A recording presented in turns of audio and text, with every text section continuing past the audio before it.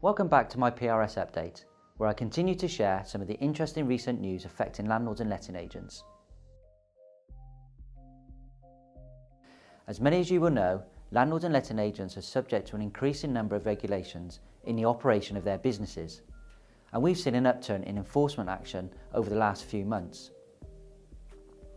A case between Camden Council and Foxtons over fees descriptions recently concluded, with Foxtons receiving fines totalling £12,000 for a 10-month period where they failed to display an explanation of what their £420 administration fee applied to.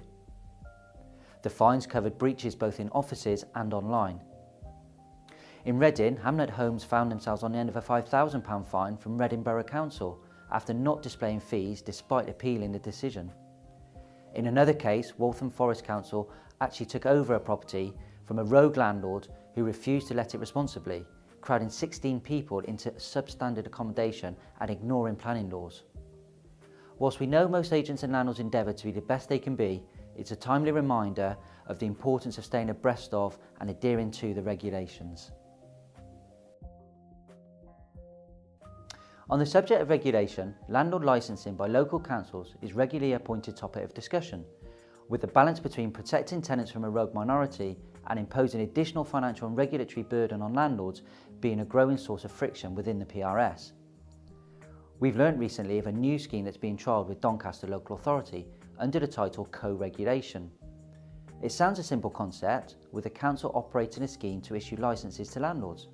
So far so normal, but landlords proactively engaging with the local authority co-regulation partner scheme receive large reductions in the amount they pay for their licence. The council devolves responsibility to manage members' compliance to the co-regulating partner, who also provides support, training and inspection, leaving the council free to focus more resource on troublesome landlords operating outside of the scheme. We think this is an interesting idea, and we're planning to take a closer look at it to find out more from someone involved with its development, so keep an eye on our blog. The Department for Communities and Local Government have recently concluded a consultation to gauge the views of operatives in the PRS regarding a number of issues in relation to how the current legislation for homes of multiple occupation could be improved. Having collated and reviewed the responses to the consultation, they've now developed a range of proposals based on the learnings. The proposals include, amongst other things, mandatory licensing of HMOs, expanding the requirements for minimum room sizes, and fit and proper person tests. The latest consultation ends on the 13th of December 2016. If you'd like to take part in a chance to share your views on the proposals or review the DCLG's response to the previous consultation, please visit their website. Another consultation that has recently been concluded is the consultation on client money protection. The government are currently analysing the feedback received before publishing the outcome in due course. You'll be able to view the feedback once it's been published at www.gov.uk/government/consultations.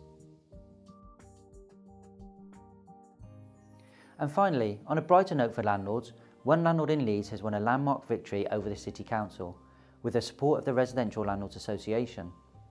Leeds City Council had demanded council tax from the landlord in question for periods where their properties were empty after tenants moved out before the tenancy had formally ended.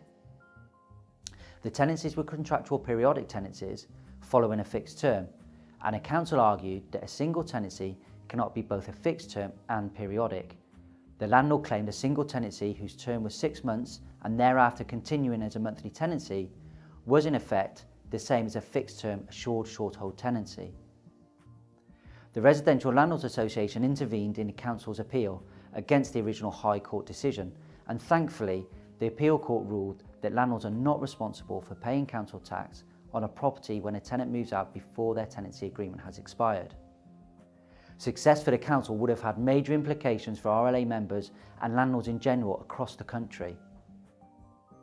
Well, that's it from me. Thanks for watching my updates. For more information about some of the topics I've discussed, please visit our blog. If you've missed part or one of my updates, you can watch it now on YouTube channel DPS TV.